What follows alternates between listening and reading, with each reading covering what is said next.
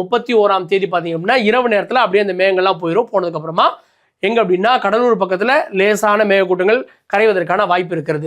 1ஆம் தேதி இயல்பான நிலை இருக்குமா அப்படின்னா 1ஆம் தேதி எப்பயுமே காலையில் இயல்பாக தான் இருக்கும். அப்படியே கொஞ்சம் கொஞ்சமாக மதியத்துக்கு மேலே மேகங்கள் உள்ள வரும். மத்திய மாவட்டங்களுக்கு மேலே, அதாவது திருச்சிக்கு மேலே மத்திய மாவட்டத்துக்கு மேலே மழைக்கான மேகங்கள் உருவாகி இருக்கிறத பார்க்குறோம். இந்த மேகங்கள் பார்த்தீங்க அப்படின்னா திங்கட்கிழமை பார்த்தீங்க அப்படின்னா அதற்கு அப்புறமா அப்படியே சென்னை போன்ற பகுதிகளில், ஸோ சென்னைக்கு திங்கட்கிழமை மழைக்கான வாய்ப்புகள் இருக்கிறது. நெல்லூர் போன்ற ஆந்திராவுடைய பகுதிகள் மேலே பார்த்தீங்க அப்படின்னா திருப்பதியில எல்லாம் திங்கட்கிழமை மழைக்கான வாய்ப்புகள் இருக்கிறது. ஸோ திருப்பதி போகிறவங்களும் அதை மனசில் வச்சு திட்டமிடணும்.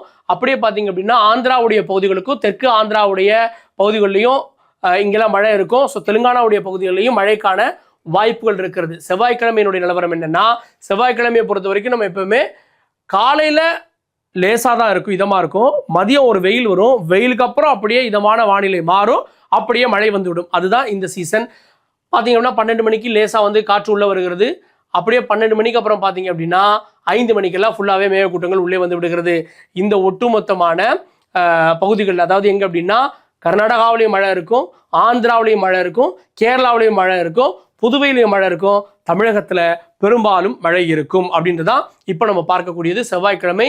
அப்படியே பார்த்தீங்கன்னா ஈவினிங்லாம் இன்னும் கொஞ்சம் தீவிரமாகி 10 மணிக்கெல்லாம் அப்படியே விலகி போயிடும். கடலோர மாவட்டங்களில் அப்போது மழை அப்படின்றது மாலைக்கு பிறகாக, அதாவது மாலை வர, மதியத்திலிருந்து மாலை வர மத்திய மாவட்டங்கள், அதற்கு பிறகு கடலோர மாவட்டங்களில் போவதாக நமக்கு இந்த கணிப்புகள் அப்படின்றது காட்டி கொண்டிருக்கிறது.